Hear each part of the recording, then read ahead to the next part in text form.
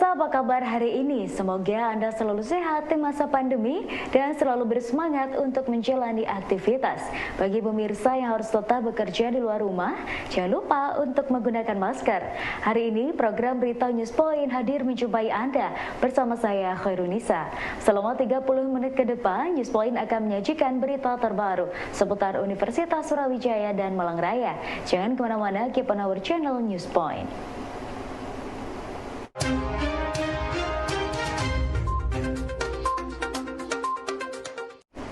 Pembukaan PKKMB 2022 yang akan dilaksanakan pada 16 Agustus mendatang akan dibuka langsung oleh Rektor Universitas Brawijaya.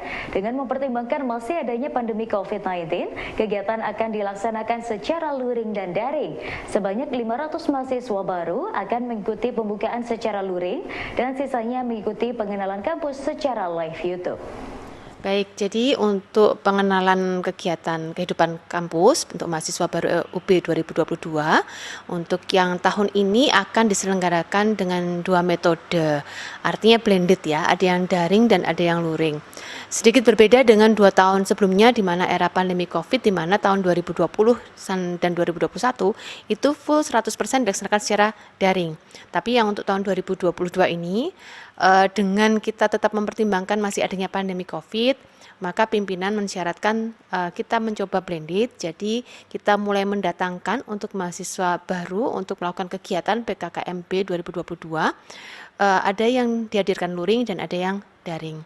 Untuk rangkaian kegiatannya sendiri, kalau sesuai di buku panduan maka maksimal 6 hari, yang untuk PKKMB Universitas akan kita laksanakan selama 3 hari, yaitu di tanggal 16 hingga tanggal 18, di mana tanggal 16-nya kita akan melakukan kegiatan penerimaan mahasiswa baru oleh Bapak Rektor, di mana di sini akan dihadiri mahasiswa secara luring sebanyak 500 mahasiswa, dan sisanya maka diwajibkan melihat melalui live streaming YouTube. Dan Ormawa PKKMB UB 2022 yang dilaksanakan selama 2 hari ini akan berbeda dari 2 tahun sebelumnya.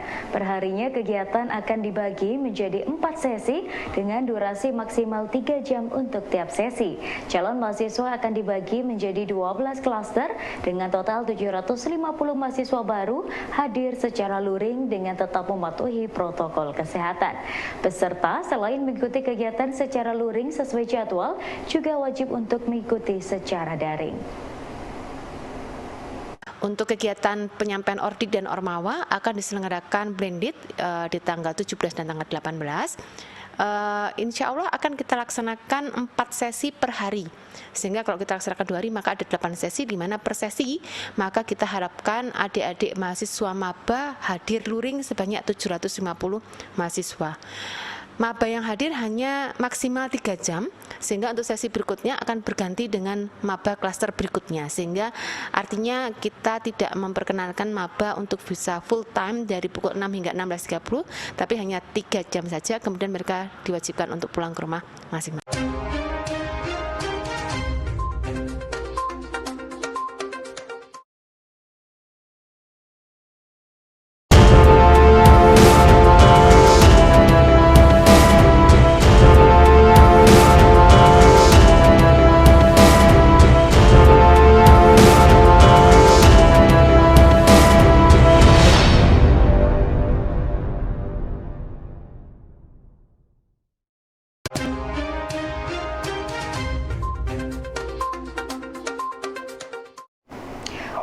Untuk menjaga keselamatan saat di medan operasi, Politeknik Angkatan Darat membuat penelitian dan pengembangan roda tanpa angin. Inovasi ini digagas mengingat rawannya terjadi tembakan atau serangan dari OPM yang dapat mengancam jiwa personil. Saat terjadinya penembakan terhadap ban, maka kendaraan tetap dapat berjalan tanpa mengalami pecah ban. Salah satu litbang kami ya, jadi membuat airless tire atau roda tanpa udara. Jadi latar belakang dari penelitian kami itu adalah ketika pergeseran personil di medan operasi atau medan taktis yang di situ rawan terjadi tembakan, rawan terjadi serangan dari OPM, separatis ya. Pada pada saat pergeseran menggunakan kendaraan itu mengancam jiwa maupun personil maupun material dari TNI AD.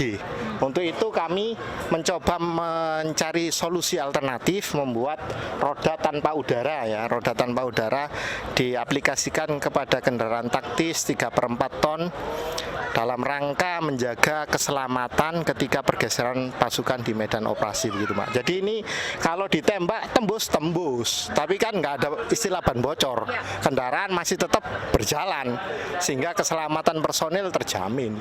Kita ketahui bahwa di daerah konflik itu kan rawan sekali tembakan. Banyak kerugian jiwa akibat tembakan dari OPM maupun separat. Penelitian dan pengembangan roda tanpa angin dari Politeknik Angkatan Darat saat ini masih dalam bentuk prototipe kedua yang digagas pada tahun 2019. Inovasi ini terbuat dari bahan baja dan karet sintetis yang dapat dipakai pada kendaraan taktis seberat 3/4 ton atau 625 kg. Meski lebih keras dari roda biasa, namun ban ini dapat memberikan keamanan terhadap aparat saat berada di medan operasi.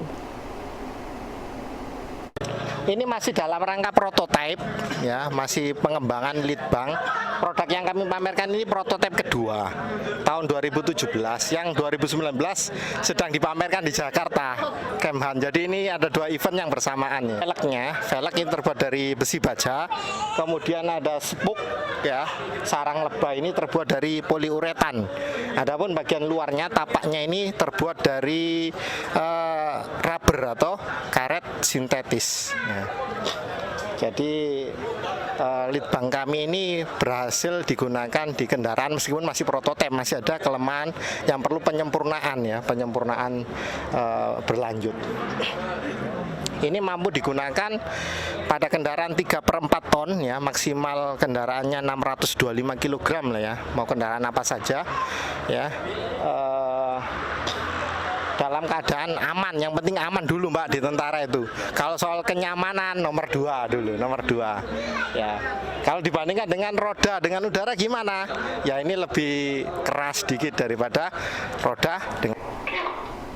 Mendongeng mungkin terdengar sebagai kegiatan sederhana, namun mendongeng memberi banyak manfaat untuk orang tua maupun anak. Hal ini disampaikan oleh pendongeng nasional Alex Wijaya yang biasa disapa Kak Ale. Mendongeng dapat meningkatkan kualitas pola asuh orang tua untuk anak. Sementara itu, mendongeng dapat meningkatkan minat baca anak. Manfaatnya seperti yang saya sampaikan dari awal tadi, bahwasanya ketika kita mendongeng bisa meningkatkan minat baca yang pertama. Yang kedua, kita menceritakan tentang kisah-kisah yang inspiratif, kisah-kisah yang motivatif. Kalau kisah-kisah tentang yang motivasi, berarti kita manfaatnya untuk mengasih pesan kalian kita, bahwasanya ketika kalian sedang murung, mungkin suatu saat kalian dewasa ketemu teman, terus temennya jadi mau mainan kalian sedang dalam kondisi itu, ingat ternyata ada kisah tentang seorang yang alim, misalkan dia suka beribadah, oh iya dia memohon berdoa kepada Tuhannya, itu dia jadi ingat pelarian ketika anak-anak murung itu bukan narkoba, bukan minum keras, bukan bunuh diri, alhamdulillah ya, tapi oh ternyata aku bisa loh beribadah, curhat sama Tuhanku, ternyata lebih asik seperti itu. Nah itu bisa salah satu manfaatnya juga. Terus juga minat baca tadi juga ya. Terus kemudian adalah ketika kita tentang motivasi, tentang anak yang percaya diri, itu bisa meningkatkan kepercayaan diri anak-anak.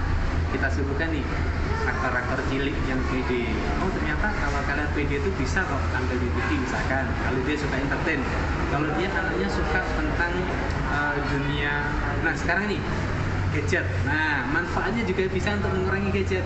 Kita ceritakan tentang cerita-cerita yang inspiratif yang bisa kita buat sendiri atau kita setting di internet. Oh ternyata untuk bermain itu nggak harus melulu pakai gadget loh. Ataupun kalau dari sisi konten kreator gitu ya. Oh ternyata kalau pakai gadget itu nggak cuma melulu untuk game loh. Kita bisa pakai untuk nge-vlog, kita pakai untuk membuat video. Oh kita pakai bisa jadi YouTuber atau TikToker yang menghasilkan. Alhamdulillah anak kami yang nomor 1 itu usianya 12 tahun, dia sudah punya blognya di icwijaya.my.id. di situ dari blognya dia nulis sudah menghasilkan cuan. Kelas 6 SD, bayangin. 12 tahun saya masih bisa ngapain, masih bisa main. Tapi anak saya, ya karena bapaknya blogger, ibunya blogger juga, kita didik sejak kecil. Polanya menulis. Dengan dari menulis itu kita pasarkan blognya. Siapa yang mau endorse di blog anak saya, nanti dipromosikan, soft selling. Dia kebetulan juga suka ilustrasi, dia juga mengerjakan, oh siapa yang mau gambarin ilustrasi serta foto, nanti diilustrasikan buat kartun, itu bisa. Dan itu anak 12 tahun sudah menghasilkan cuan.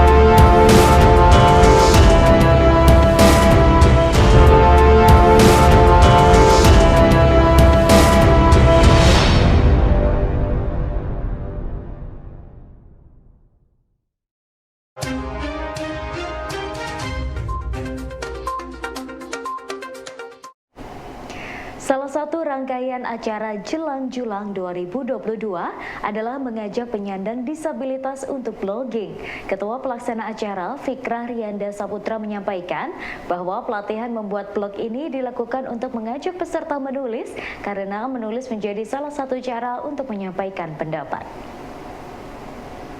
Acara yang kita lakukan bersama Mbak Vivi Wahab dan Mas Ali, mereka ini adalah pasangan suami istri yang luar biasa. Mbak Vivi sendiri adalah penulis, dia banyak menulis di berbagai artikel di blognya. Terus Mas Ali ini adalah pendongeng. Jadi keluarga ini adalah keluarga penulis yang keren, yang hari ini kita undang untuk memberikan materi seputar kepenulisan dan cara membuat blog yang sederhana bagi teman-teman disabilitas yang dibina dan dinaungi teman-teman Omah Gembira. Omah Gembira adalah komunitas yang bergerak di bidang terapi bagi disabilitas. Salah satu terapinya adalah terapi untuk bukan cuma sekedar terapi fisioterapi, terapi untuk bahasa isyarat, tapi terapi juga untuk bersosialisasi. Nah, ini salah satu bentuk terapinya dengan bikin pelatihan tentang kepenulisan. Kenapa memilih pelatihan penulisan? Karena menulis ini menurut kami adalah salah satu cara untuk menyampaikan pendapat.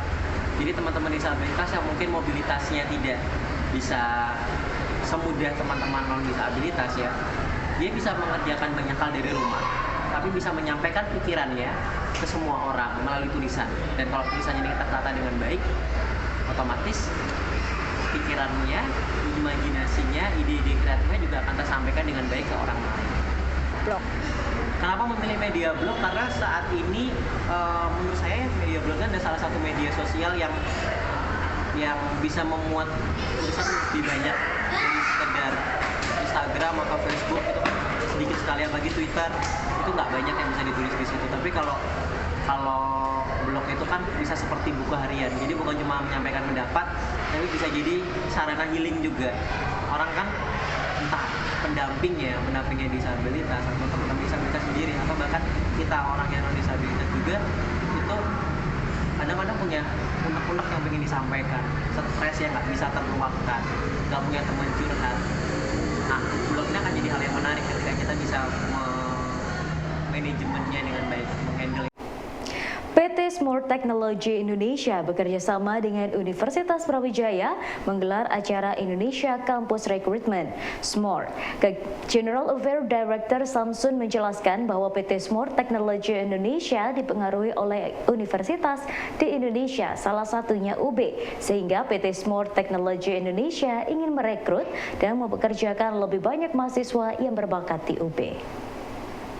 This actually is the second event we conduct as a campus recruitment in Indonesia. The first one we conduct in Jogja in University Gadjah Mada. Now we back to Malang to do this. Why? Because our factory is located in Malang, Singosari, and we consider that Brawijaya University is a very influential university in Indonesia, and we want to recruit and hire more talents from this university. Yes, actually this is a series of campus recruitment. The first will be in Jogja, the second in Malang, the third in Surabaya. And I think in the future, if the time still enough, we will go to Bandung or even in Jakarta. Currently, this time, we just have this kind of discussion with Brawijaya University to take the place for our holding the event. And in the future, I think we will create some kind of internship program with Brawijaya University, so we can have a long-term talent development program that can support our continuous talent request by supporting the business. As you can see, that the Smoore International is quite a big company and is quite famous in China. But this is the first time for Smoore to go abroad to set up a manufacturer base in overseas countries. So we choose Indonesia to be our first overseas manufacturer base. And since we are new to Indonesia, we just came here from 2021 November, and we are not so quite famous in Indonesia. So we want to do the campus recruitment as also a kind of employer branding to Indonesia, so more and more people, especially younger generation, can know our brand, can know this company. So compare with other manufacturer giants such as Sharp, such as other companies, so we will be famous. PT Smoore Technology Indonesia ingin merekrut dan mempekerjakan lebih banyak mahasiswa berbakat di UB. General Affairs Director Samsun mengatakan bahwa PT Smoore Technology Indonesia memiliki proyek umum. Pendaftar dapat mendaftar secara online di ecc.co.id dan akan diseleksi oleh pihak PT Smoore Technology Indonesia. Our common process is that our applicants that apply online through our online apply system and they do some kind of registration, and after that we will select some of the candidates that who qualified with our requirements to join with our FGD. After FGD, we will choose some of the good talents based on the interview result to move on with our one-on-one interview session. After the one-on-one interview session with our user department, and then after these past candidates, we are joining with our online psychological test. After that, we will have committee meeting to discuss which of the candidates are most suitable for this program, and then we will go with our offer process. Yes, actually, this is a practice that we already conducted in China for many years. This is a way that Smoore choose the best younger generation talents that can support long-term business talent request. So through this event, I think it's another way that we also contribute to local community, because we set up a factory here, we bring jobs here. I think this PT Smoore technology company can contribute more to the local community to give more opportunities for local young talents have. Ya pemirsa, informasi tadi sekaligus menutup perjumpaan kita hari ini. Jangan lupa saksikan News Point setiap hari pukul 19.30 waktu Indonesia Barat hanya di UB TV, Televisi Pendidikan Universitas Brawijaya. Saya Khairunisa dan seluruh kru yang bertugas pamit undur diri. Tetap patuhi protokol kesehatan, wajib menggunakan masker. Terima kasih dan selamat beraktivitas.